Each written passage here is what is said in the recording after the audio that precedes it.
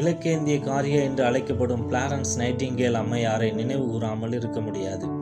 1853 ஆண்டில் ரஷ்யாவுக்கும் துருக்கிக்கும் நடைபெற்ற கிரிமியன் போரில் காயப்பட்ட பிரிட்டன் வீரர்களுக்கு பணிவிடை செய்யும்படியான அழைப்பு வந்தது.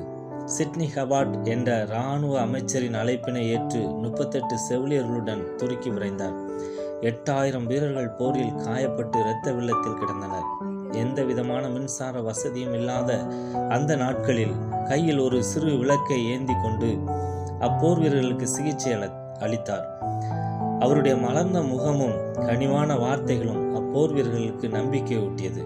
ஆம், இவரது தன்னலமற்ற இந்த சேவையை பாராட்டி கைவிளக்கேந்திய காரிய எனும் பட்டமும் 1856 ஆண்டு கொடுக்கப்பட்டது.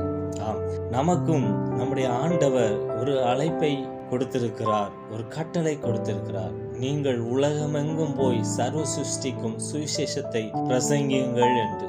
ஆம், இன்று பாவ இருளில் சிக்கி காயப்பட்டு கண்ணீரோடு கவலையோடு வேதனையோடு இருக்கிற மக்களுக்கு இயேசு உங்களுடைய கண்ணீர் கவலைகளை துடைத்து பாவ இருள் நீக்கி பரிசுத்த வாழ்க்கை தந்து பரலோகம் சேர்க்கிறார் என்கிற நற்செய்தியை நாம் அறிவிக்கிறவர்களாய் இருக்கிறோமா? அதற்காகவே நாம் தெரிந்து கொள்ளப்பட்டிருக்கிறோம். 1 பேதுரு 2:9 இவ்வாறு சொல்லப்பட்டிருக்கிறது, நீங்களோ உங்களை அந்தகாரத்தினின்று தம்முடைய ஆச்சரியமான ஒளியினிடத்திற்கு வரவழைத்தவருடைய புண்ணியங்களை அறிவிக்கும்படி தெரிந்து கொள்ளப்பட்ட சந்ததியாய், ராஜரீகமான ஆசாரிய கூட்டமாயும் பரிசுத்த ஜாதியாயும் அவருக்கு சொந்த ஜனமாயும் இருக்கிறீர்கள் என்று.